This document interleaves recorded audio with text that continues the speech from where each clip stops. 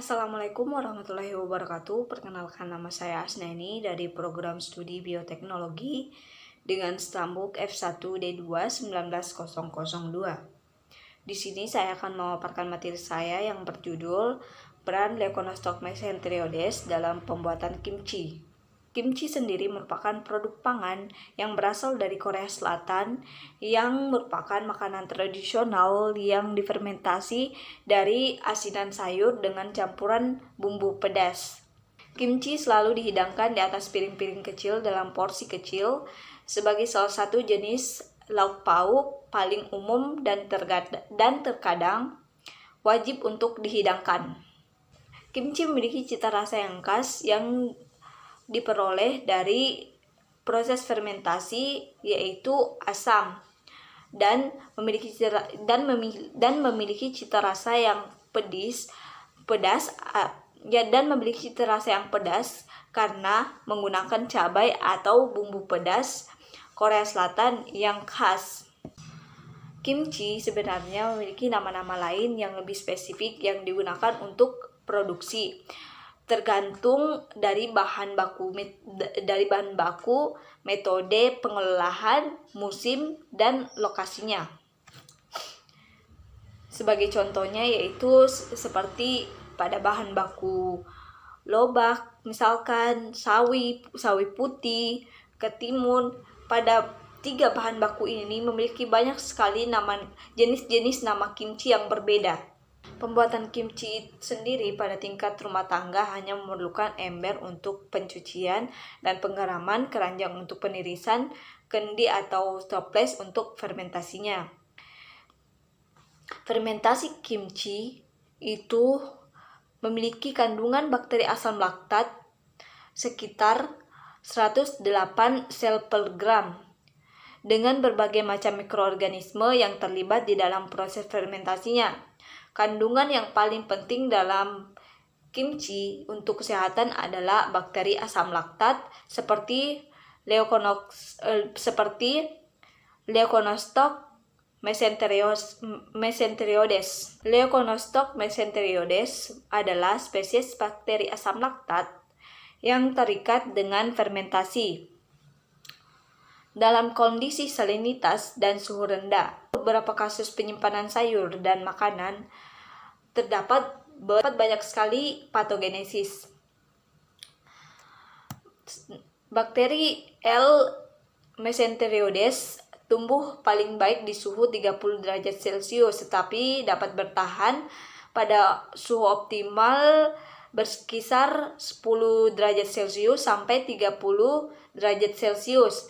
pH optimum pada bakteri ini yaitu sekitar 5,5, tetapi masih dapat menunjukkan pertumbuhan pada pH 4,5 sampai 7,0.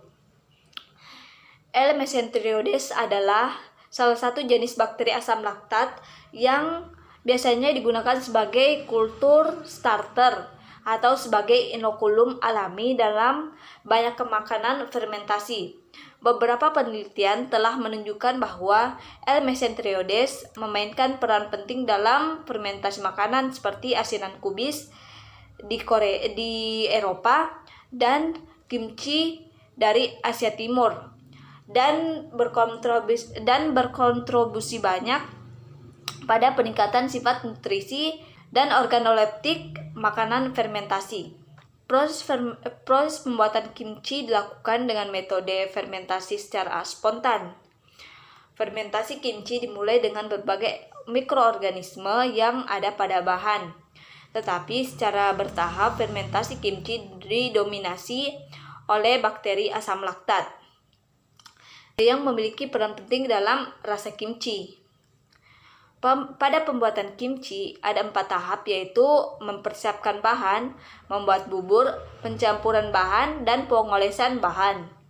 Setelah semua proses telah dilakukan, kimchi kemudian disimpan di dalam wadah tertutup dan diinkubasi dan disimpan selama beberapa hari. Dari hasil uji fisiologi dapat diketahui bahwa bakteri asam laktat dari genus Leuconostoc merupakan bakteri yang dapat memproduksi enzim dektranssukrase sehingga dapat mengubah sukrosa menjadi dekstra. Berdasarkan penelitian telah dilakukan, bakteri asam laktat dari genus Leuconostoc ini, yaitu Leuconostoc mesenteriodes,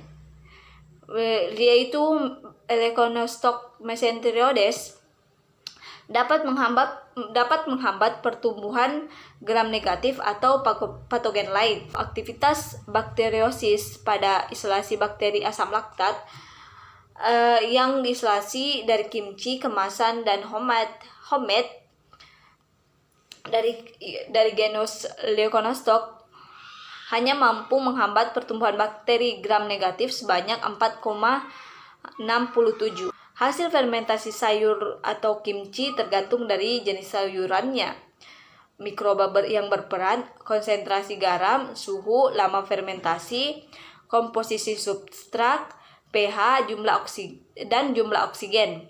Pada tahap awal fermentasi kimchi, bakteri yang akan tumbuh adalah Leuconostoc mesenteriodes yang akan menghambat pertumbuhan bakteri lain dan meningkatkan produksi asam dan CO2 sehingga menurunkan pH. Faktor yang mempengaruhi pertumbuhan bakteri L. mesenteriodes ini antara lain yaitu suhu fermentasi, kadar garam yang ditambahkan, serta keberadaan nutriennya. Materi-materi berasal dari jurnal-jurnal acuan yaitu seperti yang tertampil pada layar. Sekian materi yang dapat saya sampaikan. Terima kasih.